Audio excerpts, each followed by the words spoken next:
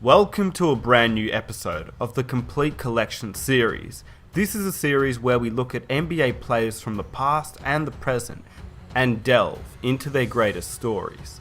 If you are new to this series, welcome. There is a playlist down below and on the screen right now that has each episode in the series. Today we'll be looking at Allen Iverson's complete collection of stories, as many of you guys down below in the comment section recommended I do next. If you would like to be featured on the next episode, comment down below which player you'd like to see next in this series that hasn't previously been done. Without further ado, I won't keep you waiting. The only thing that I would love if you could quickly do is tap that like button, because it really does help these videos out to reach more people. If you are new, hit that subscribe button so you stay up to date with all the new videos on the channel, and hit that notification button so you never miss an episode of this series. Without further ado, welcome to the complete collection of Allen Iverson's greatest stories. I know that Allen Iverson is not the prime king. I know everybody don't like him. I know his history's been, well documented, but we're talking basketball. Y'all need to go back and look at the highlights. In my generation, AI was much the same. He'd always put you in jeopardy. What were the players that you looked up to the most? Michael Jordan, Allen Iverson. Yeah, Michael Jordan, #1. Allen Iverson was #2. Low key, I've always wanted to be like Allen Iverson. You played against Allen, it was one of those things that he is the Red Bull. Little guy's not supposed to be doing that. Little guy's not supposed to be crossing up the greatest player ever to play the game twice and not go anywhere. Little guy's not supposed to come in and get knocked to the floor and still come back up. And I don't think we should judge Allen for the way that he wants to express himself. I mean, listen, we talking about practice. Not a game. We talking about practice. Practice. Practice. We talking about practice. We talk about practice? You ready to go to practice before we get better, bro? Practice? Not the game, you talking about practice? Even practice. Practice. We talking about practice. This is the honest to God truth. I retired because of Allen Iverson. He came down and he did that crossover thing, and I tried it, and then he laid it up, and then he hit me on the butt running by, and I knew it was time to go. He had such incredible speed and such a quick first step. To be that quick and his energy is amazing. It's something that makes him remarkable.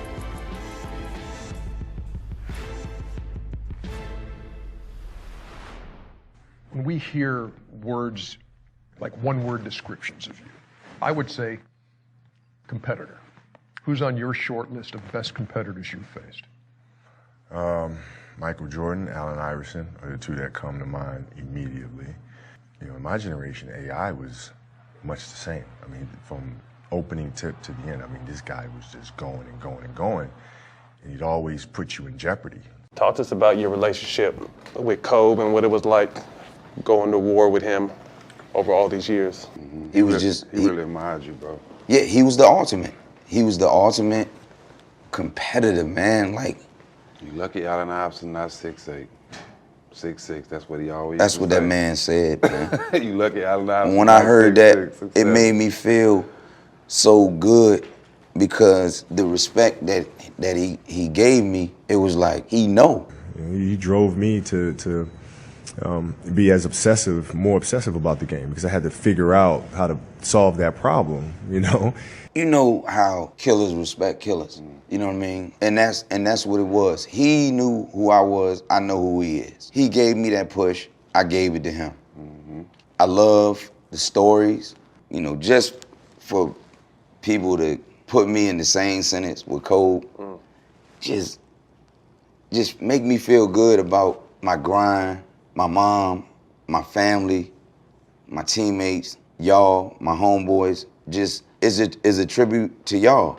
And I told him when I saw him here this weekend, I said, man, you don't realize how much you pushed me, and I don't think people nowadays realize how great you were as a player, and how big of a problem you were for defenses. To put me in the same category as Kobe Bryant, like, that's so dope to me. Rick, I remember my first year coaching in Toronto. I'm in this little restaurant I go to, a little quiet place. In walks AI. We got a Sunday afternoon game. 12 o'clock. And AI is hanging pretty good, and it's early. And I'm like, and I'm sending them drinks, and I'm like, AI, keep drinking up, keep eating. And he looks at me as he's drinking one of my drinks. He said, Coach, it's not going to work. I love Toronto. I like to put a show on here. And he commenced to coming out and giving us about 49 the next day at 12 o'clock. Nice delivery to Iverson. Comes up, scored, count it, Iverson. In this building on draft night. Here's Iverson clear from to go one-on-one with Calderon. Now comes up on a crossover, written. Allen Iverson, Chuck, those numbers say it all.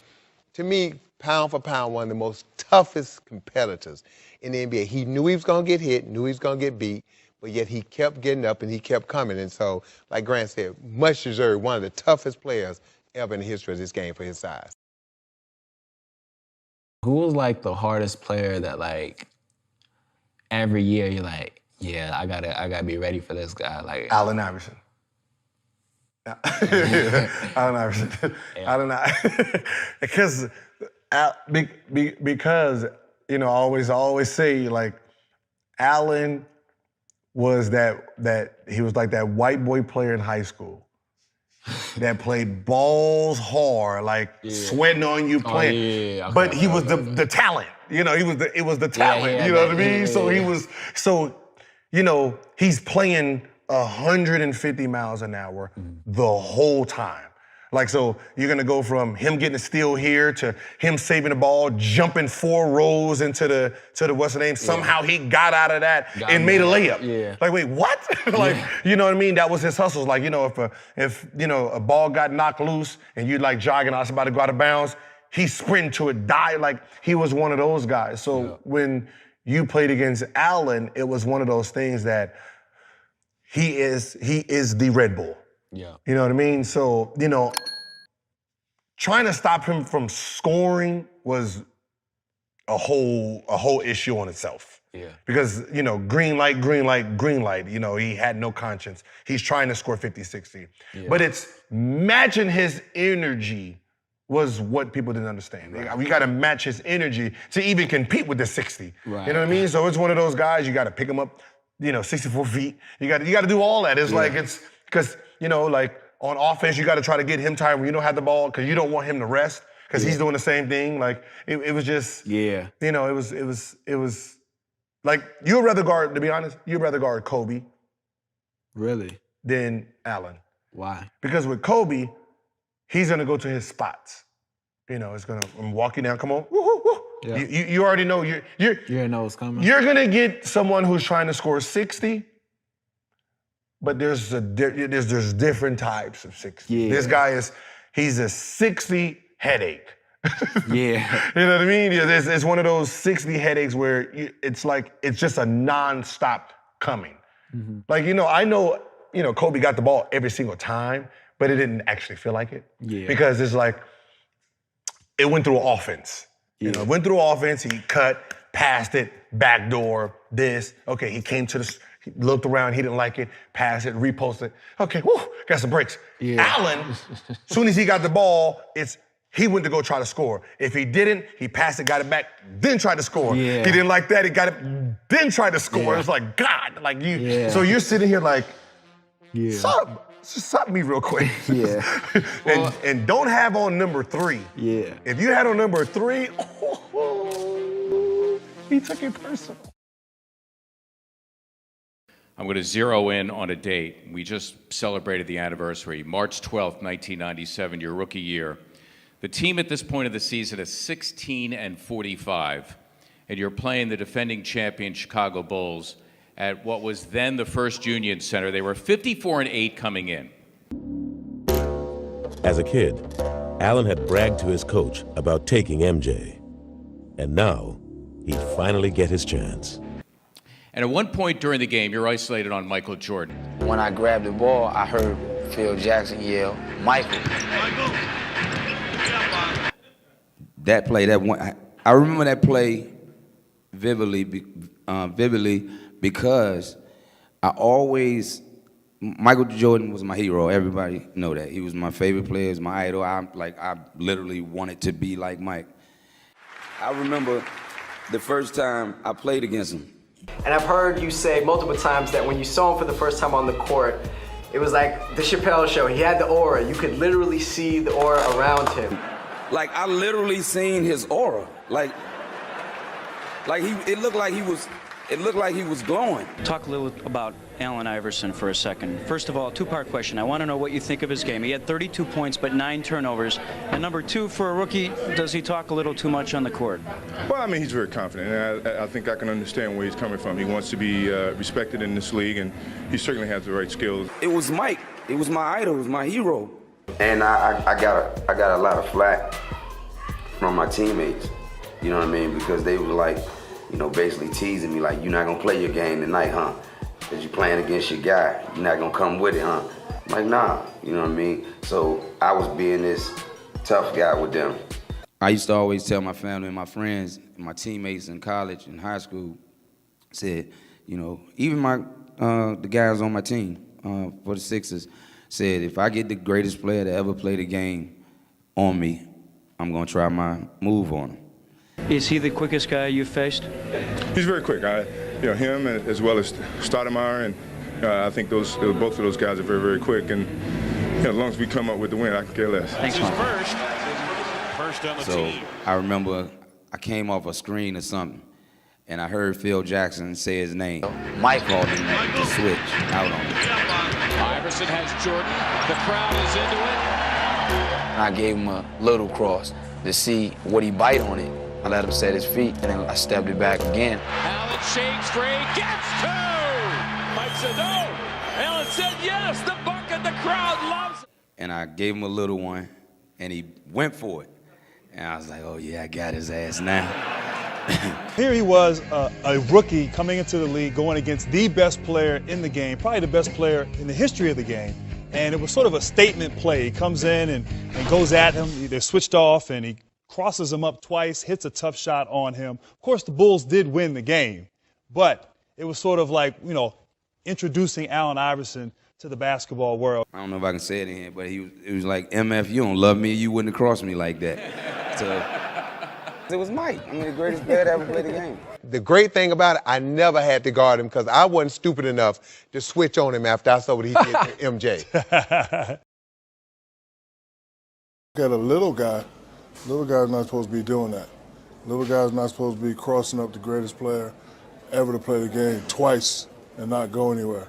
Little guy's not supposed to come in and get knocked to the floor and still come back up. Little guy's not supposed to do whatever he wants to do.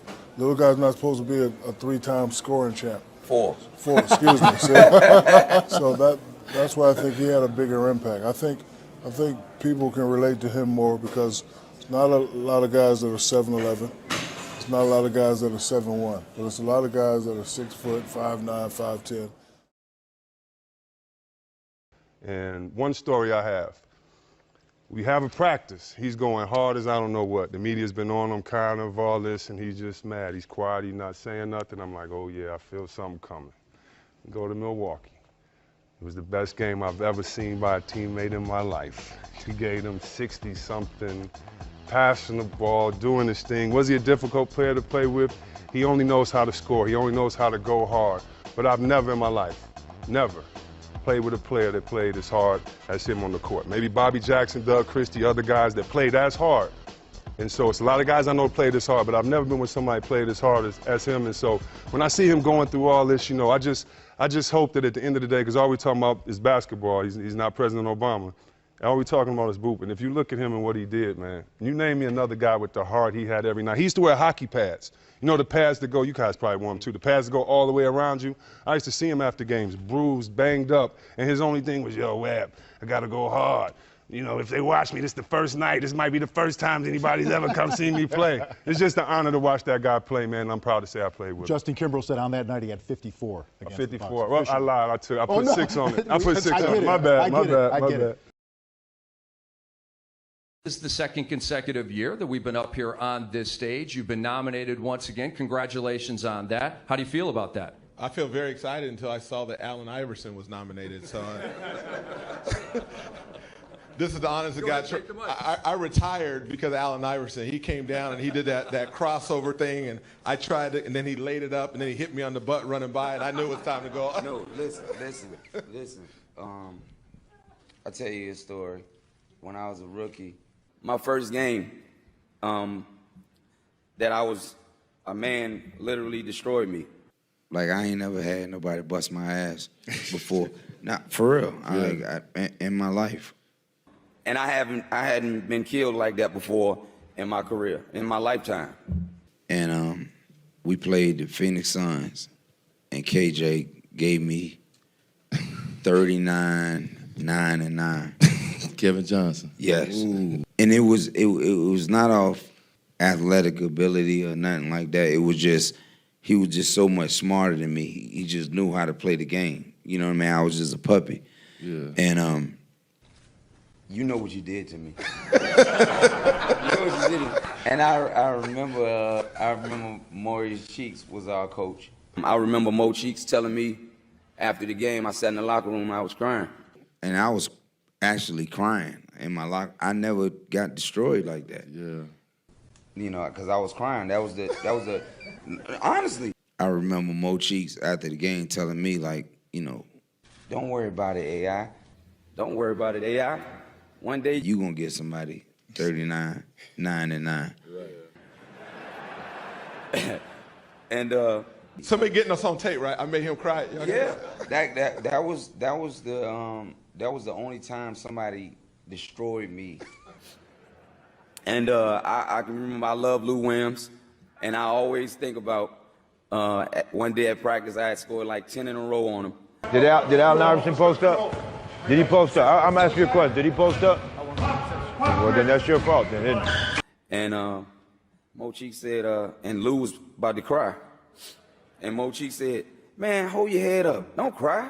He do that to everybody. That wasn't the truth. But the backstory to that particular day, we were giving him a hard time about practice. And he was like, I'm doing you a favor by not practicing. I take your self-esteem. And I said, oh, you must don't know me that well. And we began to go back and forth about him practicing. He eventually went and got dressed, and we battled it out. And obviously, he is a Hall of Famer. He did get the best of me that day. But I stood up for myself, you know, so I was proud of that. But he had one of those AI days in practice, and he just did whatever he wanted to do with me. So that might be the first testimony about AI in practice. Right, there you go. You're talking about practice. There you go, not a game. So there's a very iconic quote that you said. I thought it was lit. You said, the better you look, the better you play.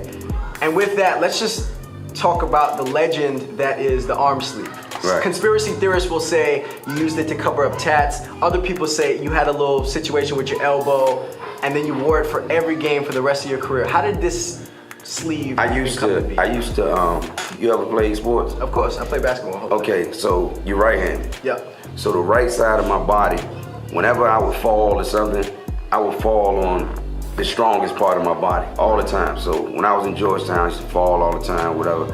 And my friends used to tease me because I had a big bursa sac on my arm. And then I went and had surgery on it, and it was still flaring up. So I would have to get it drained before every game. And when it all didn't come out, they gave me, it wasn't what people wear now. That we see now, right? Yeah, right. It was just some cloth, and it pushed it in. You know what I mean? So then they made one for me, and I wore it, and then my elbow got better, but I got used to it. Right. You know what I mean? And then I was like, okay, well, let me just throw some styles with it. So then I started putting the spider webs on it. In the Olympics, I put the USA on it, and then I just started doing stuff with it. Do you remember the first time you saw someone else wearing a sleeve? Because I've been, all right. I know the first time that I couldn't believe Kobe did it. I couldn't believe he did it. But the first time I got excited about it is when I seen LeBron with the headband on the sleeve. LeBron told the Bleacher Report, I didn't want to be Michael or Magic. I wanted to be Allen Iverson. That's the guy that wanted to emulate me. He said it. I didn't want to be Michael. So when I seen it, I was like, oh my God, that's dope. And it was cool for him to do it and paying homage to me. And he's colossal. Right. You know what I mean? He's a colossal superstar. Right. You know what I mean? And it was just dope. Pound for pound, probably one of the best players that we've seen, and his heart, could never be judged. What he was able to give to this Sixers franchise, man, and I think anytime you bring Allen Iverson's name up, they will always think great things about him because of his ability to play the game at a high level every night. Like, all right, some of these little dudes still, respect you and respect what you made them think when they was creating their own game. Gary, when I say Allen Iverson, what do you think of? A great scorer, a great competitor. He did a lot of things that people didn't understand. He was there every night like I was, and everybody's looking at him like this, that because of his attitude and he hasn't played and he tried to get back in the NBA, but look at him as what he did when he was with the Sixers. Mm-hmm. He was a great competitor. He went at everybody. He was the scorer that he was. He would never be another little man scorer like that ever in history, I don't think, of the way he can play basketball. Gary, what were the biggest challenges in guarding Allen Iverson? My biggest challenge was to not let him cross me open and break my ankles, for one, and then plus, you couldn't let him have both worlds. Him and Tim Hardaway wanted both worlds. They wanted to break you down and go to the bucket and then plus shoot the jump shot, and both of them could do that. So when my thing was, let me just keep him in front of me and hope that he doesn't make jump shots and with it contested, and let him beat me that way instead of beating me all the ways, because when he penetrates on me, he's breaking everything Where down. do you put him in your top players to have to defend? Where is he on that scale? Oh, he's up there. I think he's got to be in my top five. Top five? He has to be in my top five because he was the hardest player because he's so small and he was so quick. Mm-hmm. And he can do both. He can shoot and he can drive and he'll finish. It was one game where he was killing us in Philly. He was killing, like, our guards. And Doc gave me that look like, it's your assignment now. The dude never stops running. So I got to score and I got to slow him down. I was so tired after the game. I was the last one in the shower just like soaking and trying to figure out why am I so tired from guarding and chasing this dude all over the court. But he was a joy to compete against. I want to start off, I want to throw this at Kyle. This is an inaugural question every time. Who's the first person in the league to bust your ass? Well, you knew this, like, oh man, this the league, it's real. This man to my right. Oh, yeah, now this is good. This is my first year, my second year in the league, and I was just playing. We was in Memphis. And I remember something happened, and the referee, I was like, man, what you want me to do? The referee said, man, you know what? He one of the hardest mother effers the referee there is. I said, so what am I supposed to do? Yeah, stay out of his way. I said, man, how am I supposed to do that? But, it showed me the ropes, and, it was a lesson that I learned. You know what I mean? I think for a guy his size, he was the most intimidating player in the NBA. I mean, you think about a guy 6 foot, 160 pounds, he was intimidating because physically he had a level of speed that nobody had ever seen. You know about the killer crossover, but to see Webb's point, the athleticism and then the relentless attack mode that he was in. Because that was the thing that made him so tough, because some guys you would play against, and Rick, they're gonna take 16, 18 shots a game. You're gonna have an opportunity to defend them. Iverson would go out there and take 35, 40 shots. He was in attack mode the entire game, and that just put a tremendous amount of pressure on 5 guys defensively. It wasn't just the point guard. I just never seen anybody like him. He's just fearless. That's what I respect most about him. He brought it night in and night out. You talk about guys that had an attack mode like Jordan and Kobe, that they're always compared. He's on par with them in terms of his aggressive attack to the game. You saw him tear up a little bit when he was talking about this year. This was the NBA Finals, 2001. 2001. But he went out and single-handedly carried them to that first game win in that series, and we fortunately came back and won that. But when I think of AI, he ranks up there, man. Chris, you're saying top 5 guards. He definitely, for pound, He reminds me of Charles Barkley. But yeah, that's a good comparison. Who he reminds me of. position-wise. Top 5, maybe a 2 guards, point guards, depending where you Yeah, put them, right. and if you move Pippen to the 3 of them. Yeah, you start moving guys around. We'll finish the argument. I got him in the top 10 for sure. I reminded Rick, 48 in Game 1 of the 1 Finals against the Lakers. Only playoff loss that the Lakers had that year. Yeah, we were all trying to guard him that night. Unbelievable. Yeah. In the category of missed opportunities and what if and living totally up to potential, does Allen Iverson fit in there at all for any of you here? No. No, I don't think so. He reached it to. He maxed out. He maxed out. I don't think there's any guard that size other than Isaiah that's going to have that career. I don't think anyone. I think a lot of the guards like Ty Lawson, they thanking Allen Iverson, thanking guys like Isaiah to say, you know what, if I'm 5'10", 5'11", or even 6 foot, I can use my quickness. If I got a jump shot, use the pick and roll. Allen Iverson said that he can get knocked down 100 times, he's getting right back up. Yeah, but being at 2. I think he maxed out. Yeah, I don't think he. You won't look at Allen Iverson and say he did not reach his potential. I mean, he was MVP of our league once. You know, 4-time scoring champion. Yeah, so there's nothing. If you get more out of that, if he gets more out of that, unbelievable talent, and an unbelievable culture impact. He made your appearance, your demeanor, your attitude that people thought were threatening, not non-threatening, right? And realized that it's just a way of. Was that good? I think so.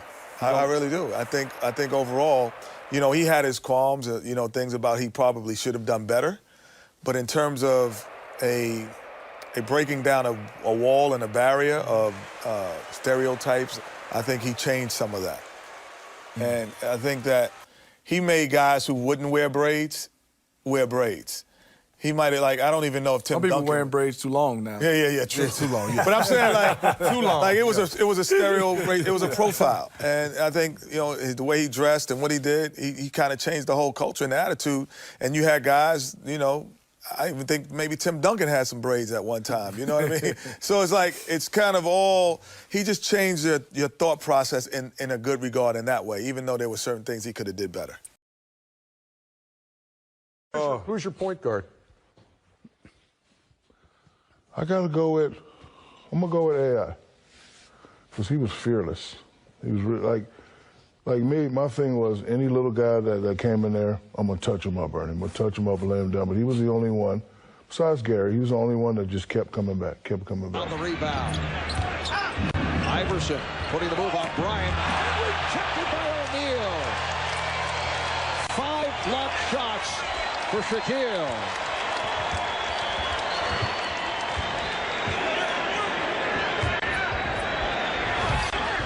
O'Neal, while in the midst of that sweeping hook, changed his mind. That was a pass. Iverson around Bryant.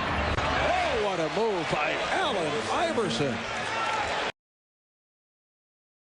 So I want to ask you guys, in your career, who did you not want to face the most? AI was mine. All right. I loved it. It's not that I didn't want to face him, but knowing that it's going to be an uphill battle. I always had a tough time with little, really fast guys. And as you can see right there, he got by me pretty easy. Bubba Chuck! But he was just fearless. Oh, he was fearless. I mean, he never let up. I mean, he was a warrior. You couldn't bully him. I could bully a lot of guys. You couldn't bully him. I mean, AI was my guy for sure. Do you remember how many points you had in that game against Iverson when he scored 60? No, I don't. He scored 60. We lost. It was a tough loss. So I don't remember. You had 16. I had 16. You had 16. Just rubbing it in a little bit more here, Greg. Yeah, hey, Newsflash. Whenever they ask you a question like that, they already know that. They know the answer. Okay, I appreciate that, Vet. No banana in the tailpipe, okay? I wore number 3 because of Iverson. He changed the whole culture of the game. And, one of my pound for pound best player to ever play, 6 foot, 155, but the stuff he was doing was unheard of, man, unseen. So, I got tremendous amount of respect for Allen Iverson. The way he changed the game, it was an honor just to be able to play against him the 2 or 3 years he was in the league when I got in. I really looked up to AI. You know, he had heart, carried his team, he scored, he played D, and he was small. You know, it would have been crazy. I think that would have been the person that probably would have made me be starstruck a little bit. You know, when I finally played against Kobe, it was my first game, and I was like, that's Kobe. You know, I was kind of tripping out about it, but if AI was on the court, I probably would have been like, man, this really AI in front of me. In the NBA that you like to watch and maybe emulate? I used to watch a lot of highlights of Iverson. Allen Iverson. You know, I had the, how you guys call it, cornrows? That's a point guard, folks.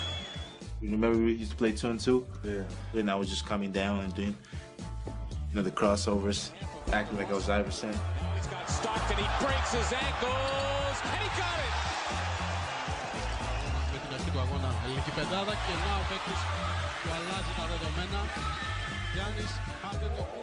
We had cable to watch games, so I used to go to Internet Cafe, pay like $1 so I can watch for 30 minutes. He meant everything to me. I grew up in North Carolina and I loved Michael Jordan to death, but I think Allen Iverson had the biggest influence on the game of basketball than anybody. I don't even think it's close, and a lot of kids and even guys in the NBA will tell you, the sleeves that guys wear in their arms now, that's Allen Iverson. Some guys wear it as a fad now and stuff like that, but that's Allen Iverson.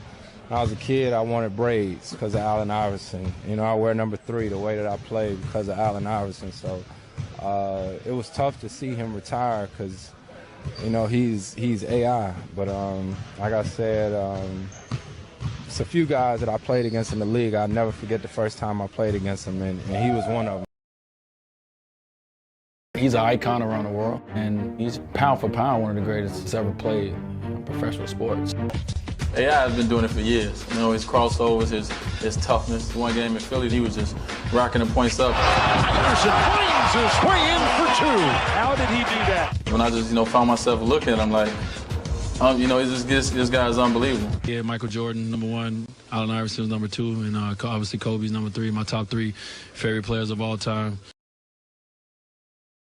Steph, I noticed that you ditched the sleeve, but what was kind of the decision behind that? Is your elbow feeling better? Low key, I've always wanted to be like Allen Iverson. That was the only way I could really come close, but it just wasn't feeling right. Just kind of a split decision, just whatever. It's accessories, it don't really matter. And I hope you guys enjoyed the video. If you did, please help me out by hitting that like button, subscribe if you're new, and hit that notification button so you never miss an episode. I'll be sure to catch you guys in my next one. I'm out. Peace.